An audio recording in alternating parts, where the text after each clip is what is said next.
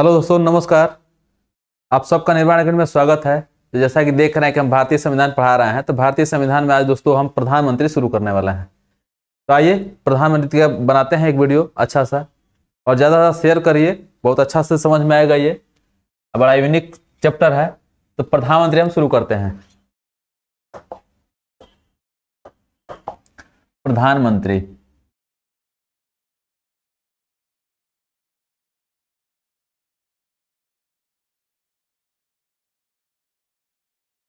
Prime minister,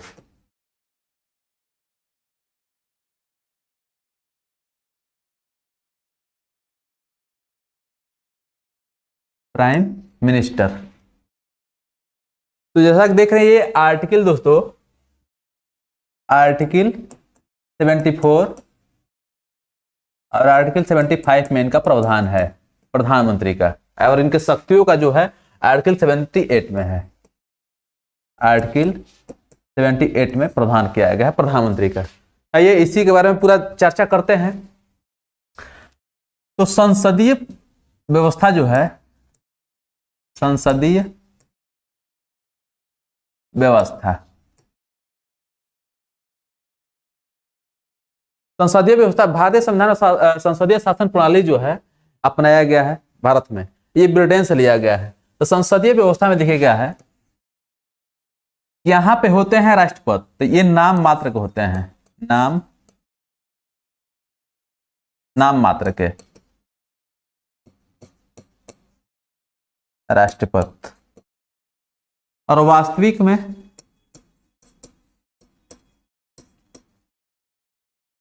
प्रधानमंत्री।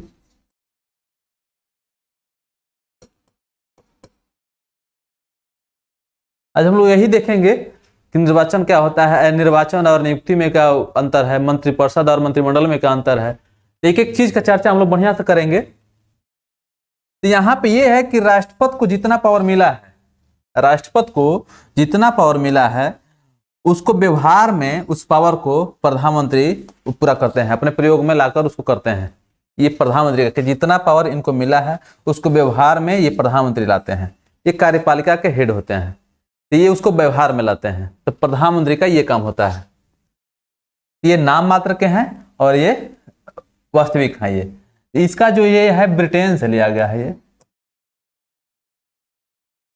जैसे कि वहां पे राष्ट्रपति को क्राउन बोला जाता है और वहां प्रधानमंत्री है, तो पूरा वहां पे भी प्रधानमंत्री का पूरा रोल है। यहाँ पे हम लोग के यहाँ भी पूरा प्रधानमंत्री का रोल है कि पावर तो सब इनके पास है, लेकिन उसको व्यवहार में प्रधानमंत्री लाते हैं। आइए और देखते हैं इनके बारे में।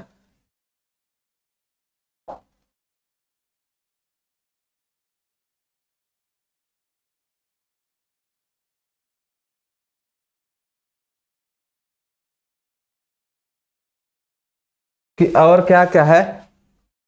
हाँ, एक चीज ये है कि एक मंत्री पॉइंट में कर लेते हैं, एक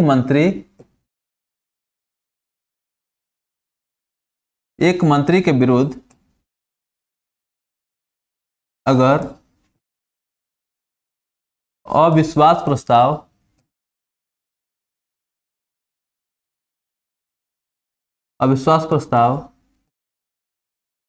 लाया गया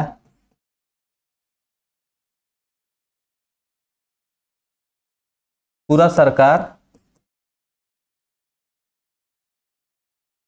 को त्यागपत्र देना पड़ेगा। एक क्वेश्चन आता है, त्यागपत्र देना पड़ेगा। ये क्वेश्चन बार बार वनडे के एग्जाम में पूछता है कि एक मंत्री के विरुद्ध अगर अविश्वास प्रस्ताव लाया गया तो पूरा सरकार को त्यागपत्र देना पड़ता है। ठीक है, कमेंट में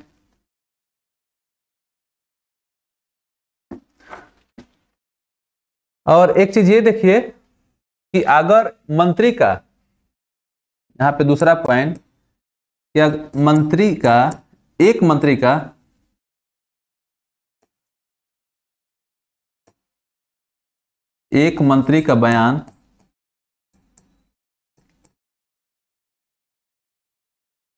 का बयान सरकार का बयान माना जाएगा।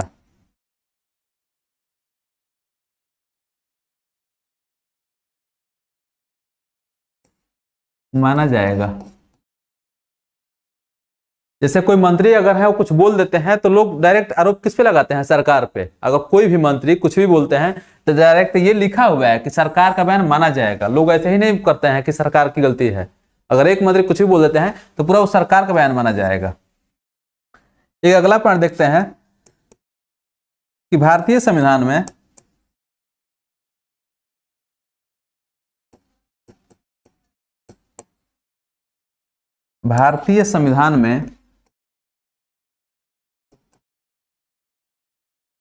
मंत्रिपरिषद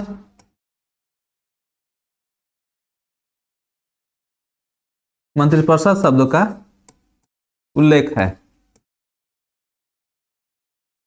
भारतीय संविधान में मंत्रिपरिषद शब्द का उल्लेख है, मंत्रिमंडल शब्द का नहीं। मंत्रिमंडल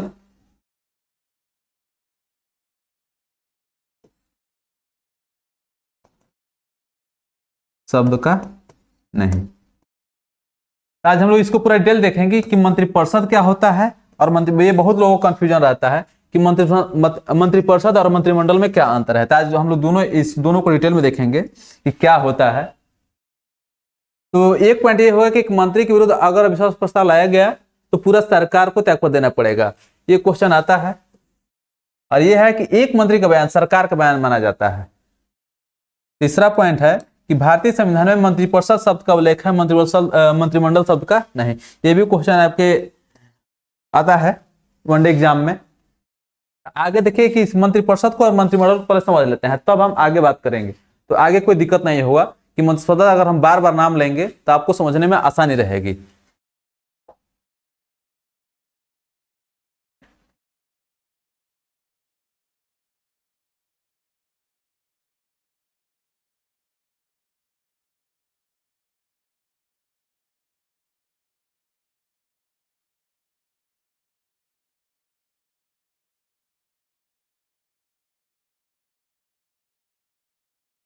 प्रधानमंत्री,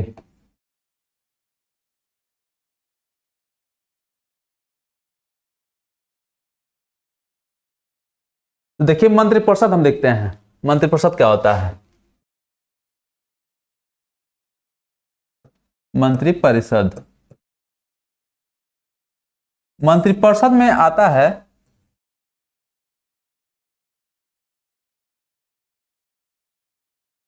इसमें होते हैं प्रधानमंत्री,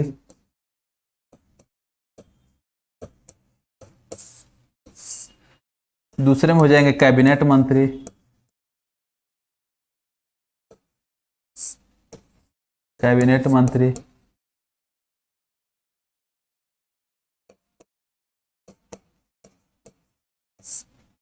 तीसरे में हो जाएंगे राज्य मंत्री, और लास्ट में होते हैं उप मंत्री। ये चार होते हैं। तो इन्हीं को बोलते हैं हम मुखिया बोलते हैं। प्रधानमंत्री को मुखिया बोला जाता है और ये अपने विभाग के मुखिया होते हैं, अपने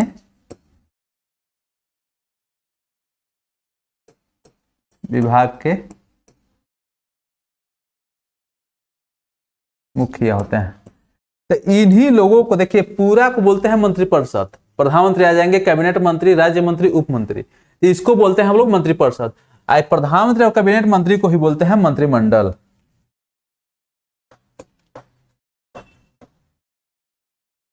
मंत्रिमंडल, प्रधानमंत्री और कैबिनेट मंत्री को हम लोग बोलते हैं मंत्रिमंडल।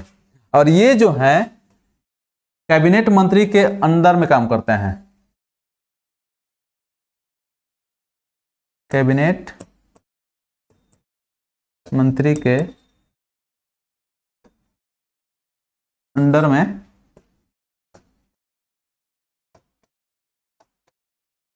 काम करते हैं।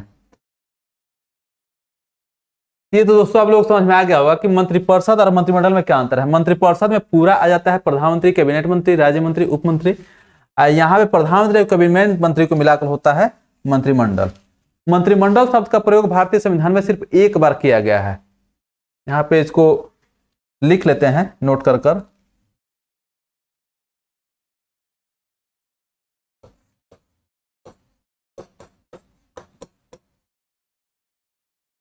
मंत्रिमंडल। मंत्रिमंडल शब्द का प्रयोग, ये क्वेश्चन कभी कभी आ जाता है, मंत्रिमंडल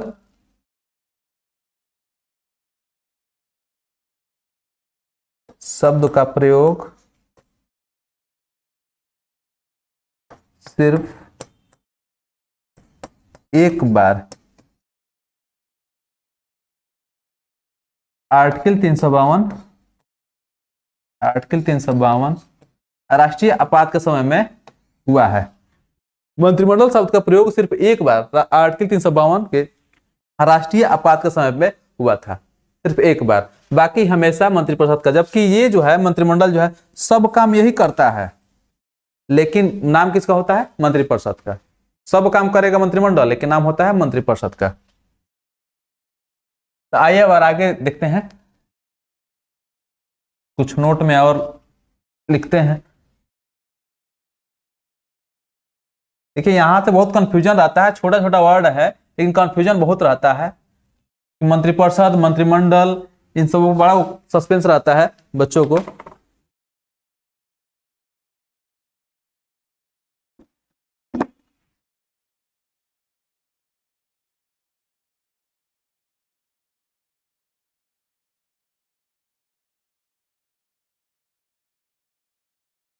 अब देखते हैं कि आइए आर्टिकल 74, आर्टिकल 74, आर्टिकल 74 में क्या है कि राष्ट्रपति के सहायता से राष्ट्रपति के सहायता एवं मंत्रणा के लिए एक मंत्रिपरिषद होगा। मंत्रणा के लिए या सलाह के लिए लिख सकते हैं यहां पे, मंत्रणा या सलाह,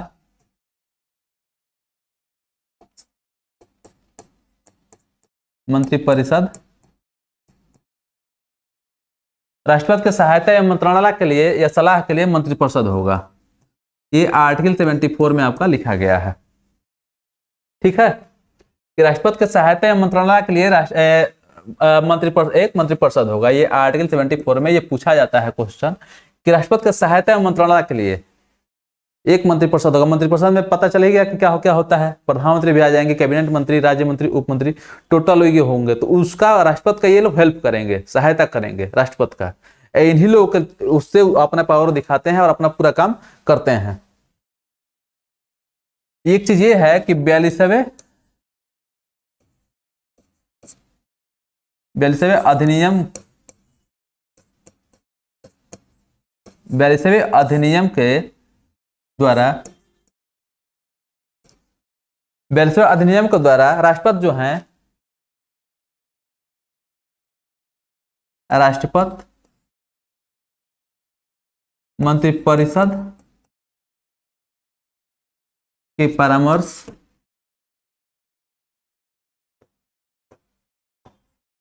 परामर्श के लिए बाध्य हैं। देखिए कि अगर कोई भी राष्ट्रपति के हैं, अगर मंत्रिपरिषद जो है अगर कुछ भेजता है कि इस पे साइन कर दीजिए आप, तो उसको मानने के लिए बाध्य हैं, उसको मानने के लिए राष्ट्रपति बाध्य हैं। लेकिन एक चीज ये है कि उसको एक बार रिटर्न कर सकते हैं पुनर्विचार के लिए।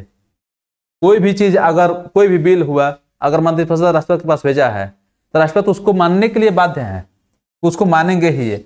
अगर इनको थोड़ा सा भी उसमें कुछ लग रहा है तो एक बार पुनर्विचार के लिए वापस भेज सकते हैं, लेकिन फिर से अगर भेज दिया गया तो ये मानने के लिए बाध्य हैं, ये साइन करेंगे ही। यहाँ पे देख रहे हैं कि किसका पावर है, कि राष्ट्रपति के पास तो पावर है, लेकिन व्यवहार में किसका है, तो मंत्रिपरिषद का है, कि इनको मजबूरी है कि करना है। तो एक बार सिर्फ पुनर्विचार के लिए भेजेंगे, एक बार। उसके बाद से अगर फिर मंत्रिपरिषद उनके पास भेज रही है तो उनको हस्ताक्षर करना ही पड़ेगा। तो यहां पे देखिए ये 42वां है कि 42वां अधिनियम के द्वारा है कि राष्ट्रपति मंत्रिपरिषद के परामर्श के लिए मानने के लिए बाध्य हैं। ये जो है 44वें अधिनियम में है, 44वें अधिनियम में है, इसको ये आता है क्वेश्चन आपका कि 42वां और 44वां में क्या है, तो 44वां में है कि वो एक बार पुनर्विचार के लिए भेज सकते हैं मंत्रिपरिषद के पास कि एक बार और इसको देख लीजिए आप, अगर फिर वही भेज दिए तो उनको हस्ताक्षर करना मजबूरी हो जाती है। ये आपका आर्टिकल 74 में आया कि राष्ट्रपति की सहायता एवं सलाह के लिए मंत्रिपरिषद हो। वहां पे ये है कि मंत्रिपरिषद जो है राष्ट्रपति को परामर्श, राष्ट्रपति जो है मंत्रिपरिषद की बात को मानने के लिए बाध्य है। अगर नहीं मान रहा है, अगर उनको कुछ गलत लग रहा है तो एक बार परामर्श के लिए वापस वो भेज सकते हैं। अब आते हैं आर्टिकल 75 पे।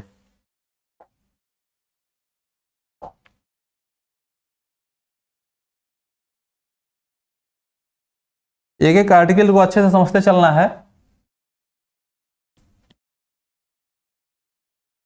छोटा छोटा चीज है ये, लेकिन कंफ्यूजन बहुत रहता है, यहाँ से क्वेश्चन आता रहता है हमेशा, या व्यवहारिक जीवन में भी हम लोग को इतना पता होना चाहिए कि प्रधानमंत्री जो है उनका क्या रोल होता है। अब आर्टिकल 75 में है अनुच्छेद 75। अनुच्छेद 75 में है नियुक्ति का, कि राष्ट्रपति जो है प्रधानमंत्री का नियुक्ति करेंगे।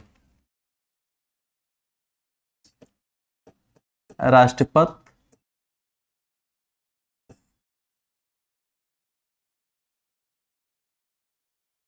प्रधानमंत्री का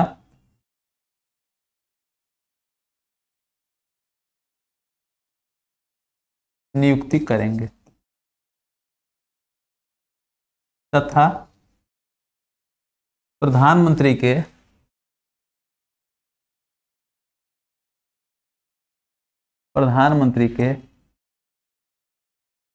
परामर्श से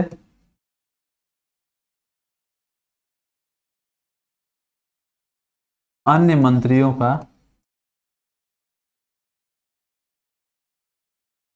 नियुक्ति करेंगे।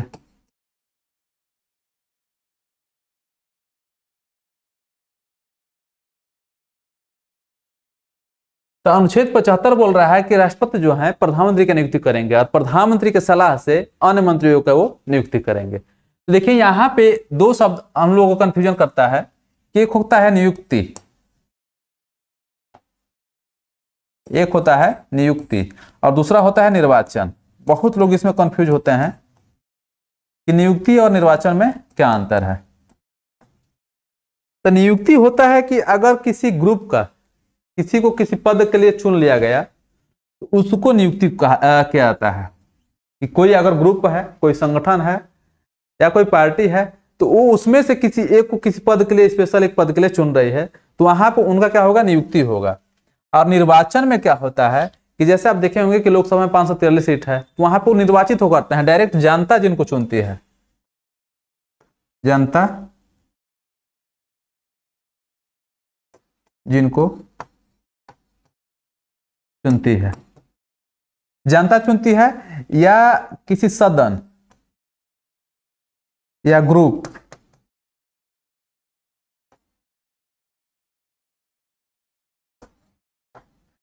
के द्वारा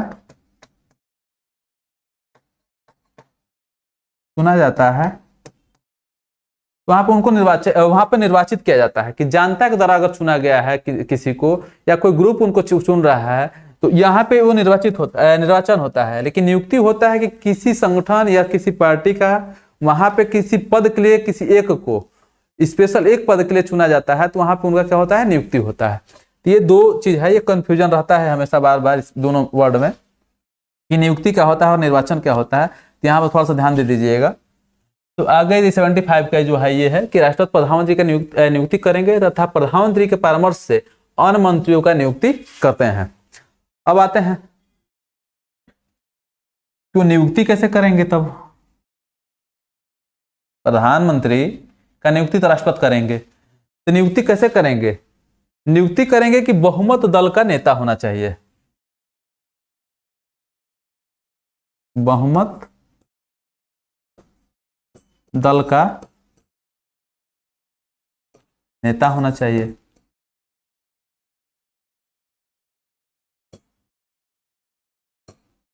बहुमत दल का नेता होना चाहिए। अब यहाँ पे बहुमत दल क्या होता है, तो बहुमत दल के बारे में देखते हैं कि बहुमत दल ये होता है कि 50%, जैसे कि 100/2 +1 होना चाहिए।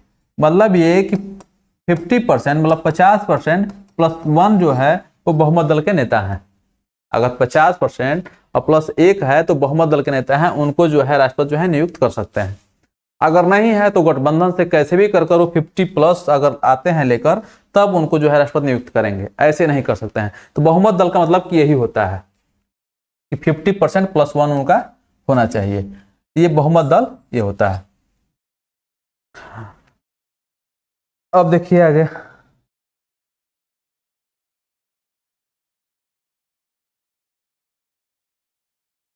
कि प्रधानमंत्री बनने के लिए या कोई भी मंत्री बनने के लिए, मंत्रिपरिषद में कोई भी मंत्री बनने के लिए आपको लोकसभा या राज्यसभा, लोकसभा या राज्यसभा दोनों में से किसी एक का मेंबर होना चाहिए।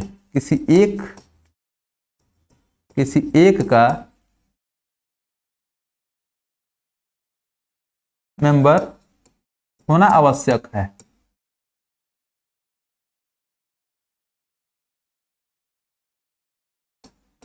लोकसभा या राज्यसभा का मेंबर होना आपको आवश्यक है, जरूरी नहीं है कि सिर्फ लोकसभा का, राज्यसभा का भी आप मेंबर हो सकते हैं।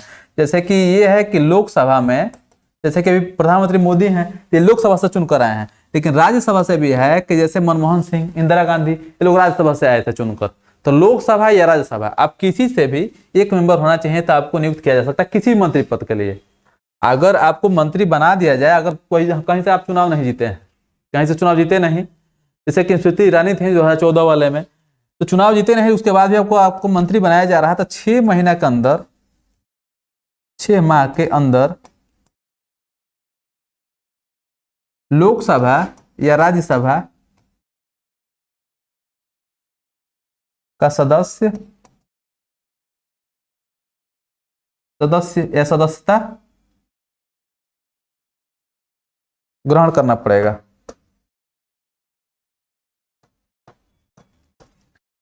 मतलब ये हुआ कि अगर आप मंत्री, आपको बना दिया गया है और आप कहीं से चुनाव जीते नहीं हैं, तो 6 महीने के अंदर लोकसभा या राज्यसभा से जीत कर आपको आना पड़ेगा, तब आप उस पद पे बने रहेंगे, अन्यथा आपको हटा दिया जाएगा वहां से। तो लोकसभा मतलब 6 माह के लिए, 6 माह के अंदर आपको लोकसभा या राज्यसभा में से किसी का भी सदस्यता लेकर आना पड़ेगा। ऐसा हर चुनाव में देखने को मिलता है, तो मंत्री बना दिया जाता है और जीते नहीं रहते हैं, तो फिर वो 6 महीने के अंदर उनको कहीं से जिता कर लाया जाता है, तो अपने पद पे बने रहेंगे। अब आइए यहाँ पे देख लेते हैं कार्यकाल क्या है। ये तो समझ में आ गया होगा कि किसी एक का मेंबर होना आवश्यक है, लोकसभा या राज्यसभा में से। आगे देखिए कि कार्यकाल क्या होता है प्रधानमंत्री का।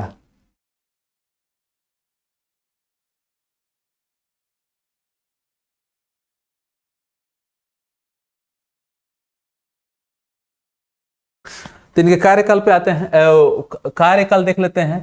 पहले तो आयु देख लेते हैं, इनका एज।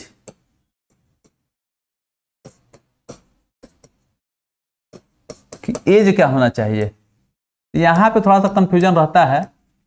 यहां पे कोई कंफ्यूजन ये रहता है कि लोकसभा के लिए 25 साल चाहिए। अगर आप 25 साल के हैं तो लोकसभा का चुनाव लड़ सकते हैं आप, और राज्यसभा के लिए 30 साल चाहिए। तो यहाँ पे थोड़ा सा कंफ्यूजन रहता है कि लोकसभा के लिए 25 साल और राज्यसभा के लिए 30 साल, दोनों में से किसी एक का ही मेंबर है तब प्रधानमंत्री या मंत्री पद के लिए चुने जा सकते हैं। यहाँ से ये है कि लोकसभा के लिए 25 साल आपका एज होना चाहिए और राज्यसभा के लिए 30 साल। तो इसमें कंफ्यूजन नहीं होना है। अब यहां से देख लेते हैं हम लोग कार्यकाल।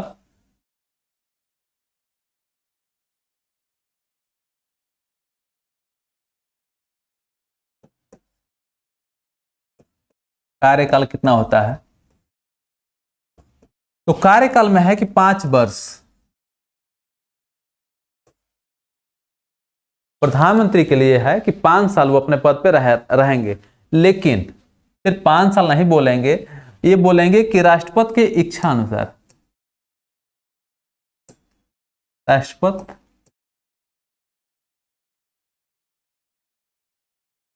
के इच्छा अनुसार। अब ये कौन सी बात हुई कि इच्छा अनुसार, तो राष्ट्रपति के इच्छा अनुसार का मतलब ये हुआ कि जब तक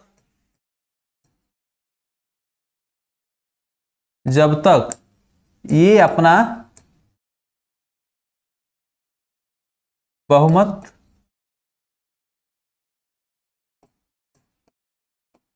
सिद्ध किए रहेंगे,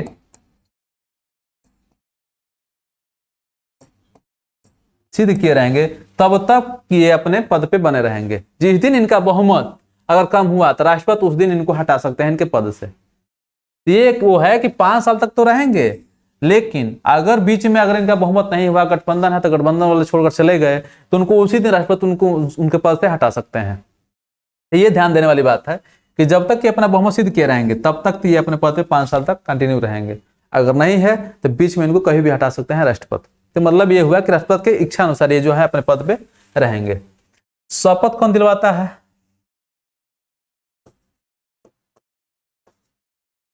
तो शपथ जो है वो राष्ट्रपति दिलवाएंगे।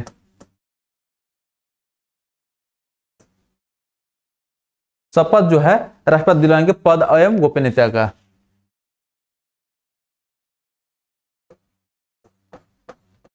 पद एवं गोपनीयता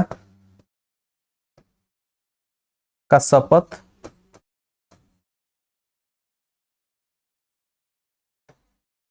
राष्ट्रपति दिलवाते हैं। राष्ट्रपति दिलवाते हैं। यहां से कभी कभी आ जाता है क्वेश्चन कि राष्ट्रपति शपथ कौन दिलवाएगा, तो राष्ट्रपति दिलवाएंगे प्रधानमंत्री का। ठीक है। और त्याग पत्र,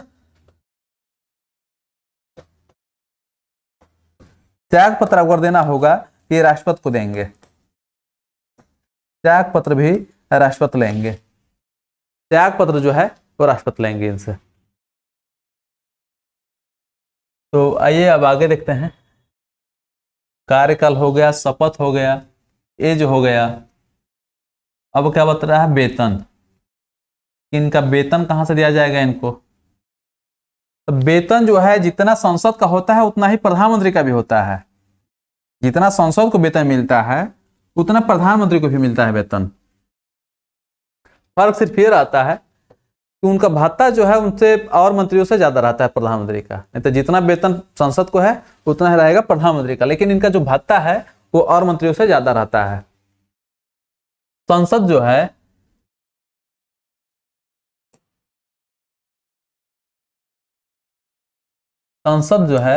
समय समय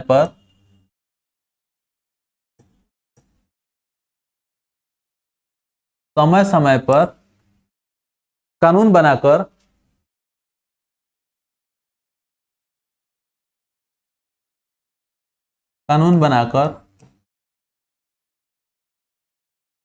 मंत्रियों का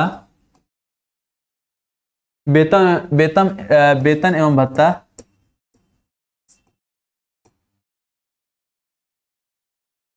भत्ता निर्धारण करती है।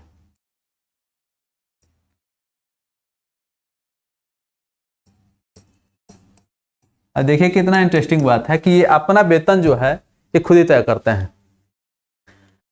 संसद जो है ये अपना समय समय पर कानून बनाकर मंत्रियों का वेतन एवं भत्ता निर्धारण खुद करते हैं। संसद जो है कि कितना हमको सैलरी मिलना चाहिए, कितना भत्ता मिलना चाहिए। ये भारत में ही हो सकता है। एक इंटरेस्टिंग है कि अपना वेतन खुद ही तय करेंगे कि हमको कितना वेतन मिलना चाहिए। तो यहाँ तो दोस्तों हम लोग देख लिए कि वेतन हो गया। अब और इसमें कुछ क्या छूटा है? अब आते हैं प्रधानमंत्री की शक्तियां। प्रधानमंत्री की जो है शक्ति क्या है, पावर क्या है, कहां कहां पे इनका पावर है। एक और पॉइंट में लिख लीजिए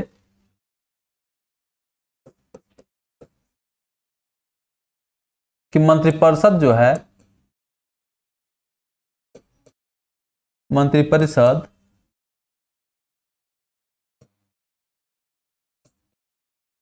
लोकसभा के प्रति उत्तरदायी होती है।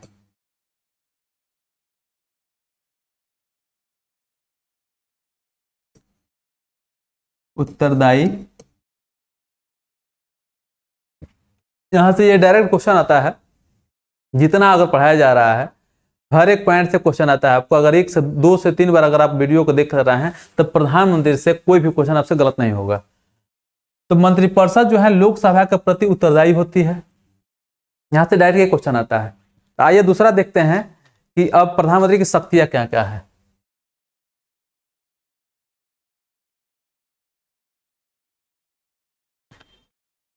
तो ये हम बताए थे आर्टिकल 78 में प्रधानमंत्री की शक्ति के बारे में प्रावधान है।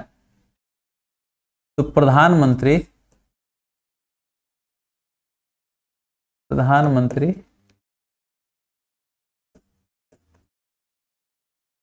की शक्तियां,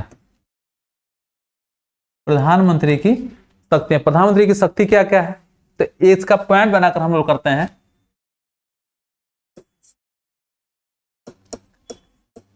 कि मंत्रिपरिषद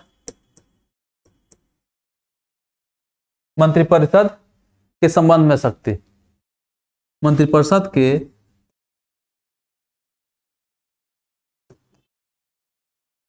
संबंध में प्रधानमंत्री की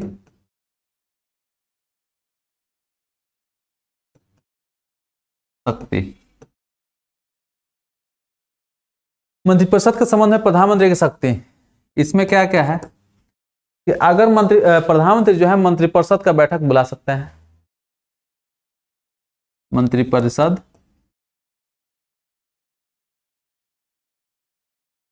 मंत्रिपरिषद का बैठक बुलाना,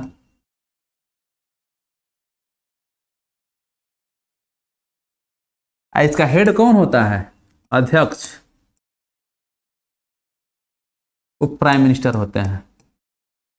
तो प्राइम मिनिस्टर जो है मंत्रिपरिषद का बैठक बुला सकते हैं, इनका ये पावर मिला है। और दूसरा में है कि मंत्रियों के, अगर कोई मंत्री कार्य कर रहे हैं तो प्रधानमंत्री के नेतृत्व में करेंगे, प्रधानमंत्री के नेतृत्व में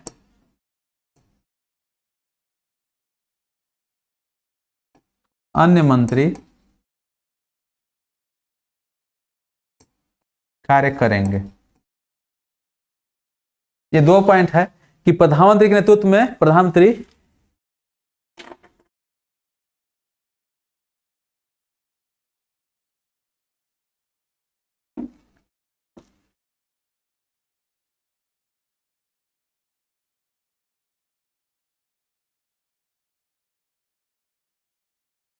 तीसरा पॉइंट है कि प्रधानमंत्री के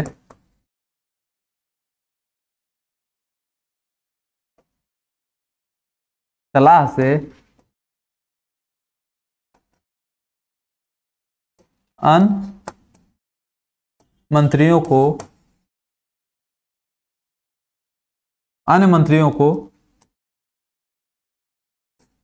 राष्ट्रपति के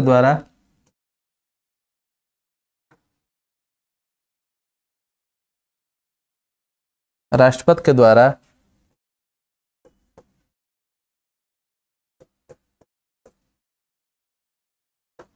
पद दिया जाएगा।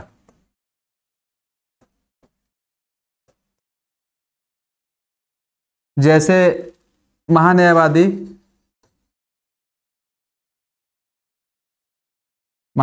हो गया, कैग हो गया, रक्षा मंत्री, गृह मंत्री,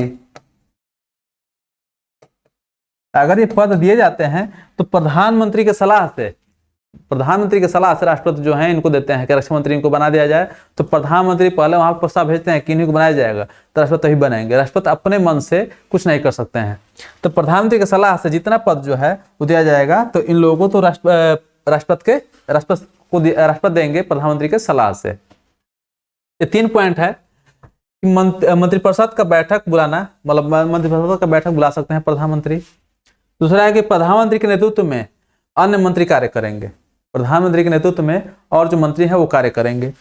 तीसरा में है कि प्रधानमंत्री की सलाह से अन्य मंत्रियों को राष्ट्रपति के द्वारा पद दिया जाएगा, जैसे कि रक्षा मंत्री हो गया, गृह मंत्री हो गया, वित्त मंत्री हो गया। यहाँ पे ये महान्यायवादी का पद इसको हटा दीजिए, रक्षा मंत्री, गृह मंत्री, वित्त मंत्री, ये सब पद जो दिए जाते हैं। अब आते हैं आगे,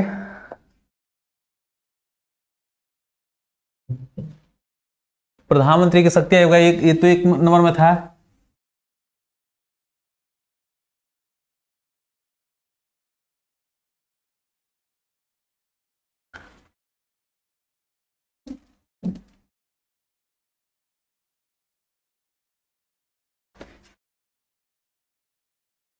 अब देखिए कि राष्ट्रपति के संबंध में प्रधानमंत्री की शक्ति, दूसरा नंबर।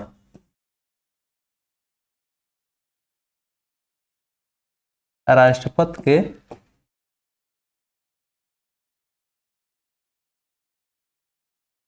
संबंध में पीएम की शक्ति। राष्ट्रपति के संबंध में इनका क्या क्या शक्ति हो सकता है? तो कोई भी कार्य, अगर ये पहला इसमें पॉइंट बना लीजिए कि लोकसभा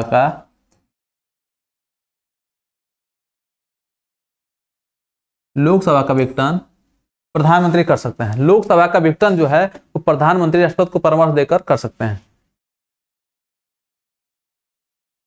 लोकसभा का विघटन प्रधानमंत्री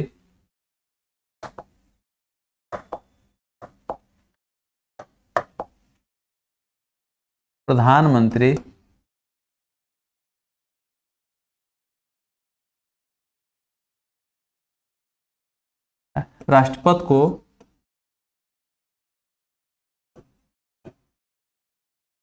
परामर्श, राष्ट्रपति के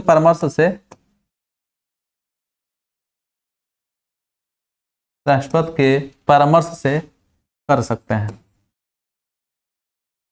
ये प्रधानमंत्री का पावर है, ये प्रधानमंत्री का पावर है कि लोकसभा का विघटन जो है प्रधानमंत्री राष्ट्रपति के उससे कर सकते हैं।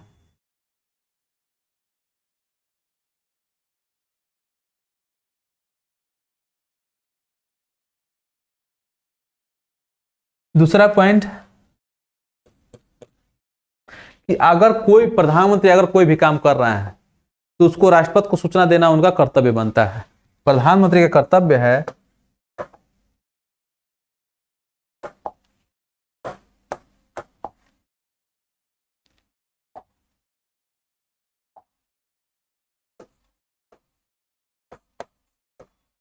प्रधानमंत्री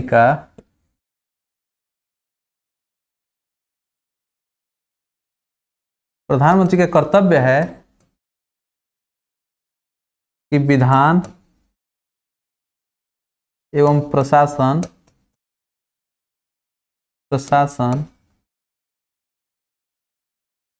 संबंधी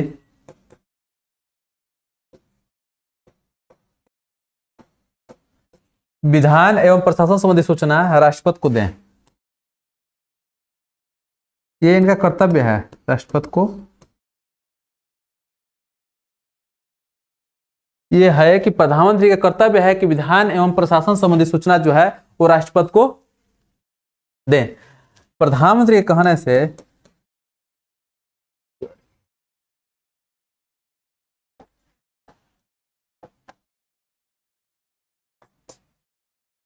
प्रधानमंत्री के सलाह से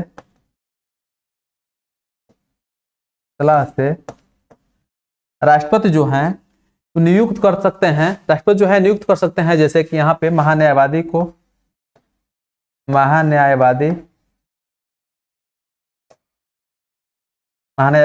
हो गया, कैग हो गया, तो प्रधानमंत्री के सलाह से वो जो है नियुक्त कर सकते हैं राष्ट्रपति।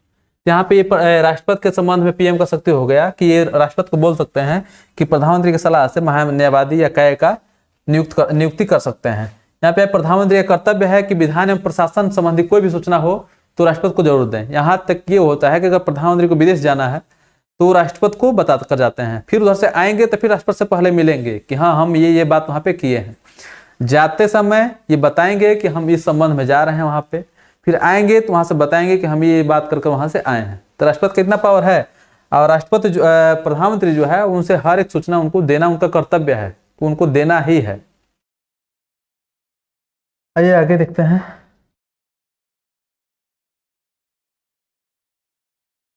और कुछ पॉइंट है।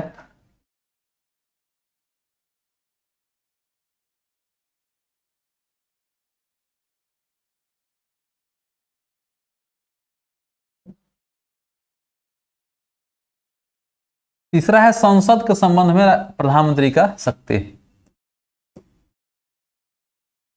3 नंबर है संसद के संबंध में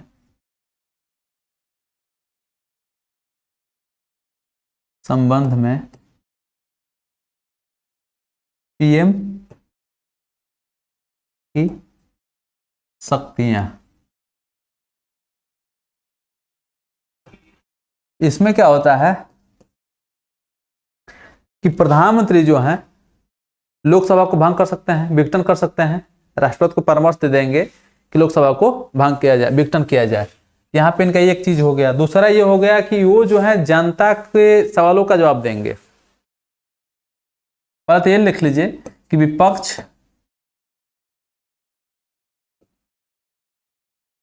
विपक्ष के सवालों का जवाब देंगे। बहुत बार होता है कि विपक्ष, ये कहा जाता है कि विपक्ष का सवाल का जवाब नहीं देंगे, लेकिन ये है कि प्रधानमंत्री को विपक्ष का सवाल का जवाब देना चाहिए। जरूरी नहीं है कि हमेशा प्रधानमंत्री ही सही है, चाहे वो है कि ये कर्तव्य है कि विपक्ष के सवाल का जवाब दें और एक अच्छा समन्वय बनाकर सरकार को चलाएं, तो उससे अच्छा ही होता है कि गवर्नमेंट सही तरीके से चलती है। तो प्रधानमंत्री का एक कर्तव्य है कि वो विपक्ष से अच्छा समन्वय बनाकर गवर्नमेंट को अपने चलाएं। दूसरा है कि जनता के सवालों का जवाब दें, जनता के सवालों का जवाब दें। ये इसमें तीसरा ये पॉइंट हो गया। तो इतना ही है, आगे कुछ पॉइंट कर और लिख लिया जाए, एक दो क्वेश्चन डायरेक्ट आ जाता है वहां से।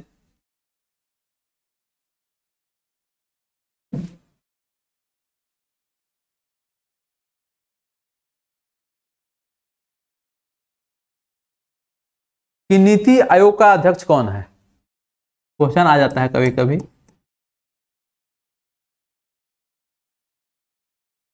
कि नीति आयोग का अध्यक्ष ये प्रधानमंत्री होते हैं। नीति आयोग का अध्यक्ष प्रधानमंत्री होते हैं। दूसरा में कहा जाता है कि अंतर्राज्यीय परिषद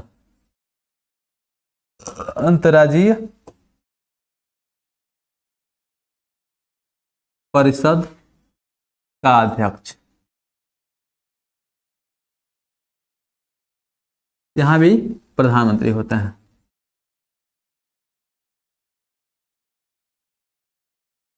यहां से कभी कभी क्वेश्चन पूछ देता है। तो ये आपका प्रधानमंत्री जो है प्राइम मिनिस्टर का चैप्टर खत्म हो गया। हमको लगता है कि इतना अगर आप देख ले रहे हैं, एक दो बार इस पे क्वेश्चन कर ले रहे हैं, तो कोई क्वेश्चन गलत आपसे नहीं होगा।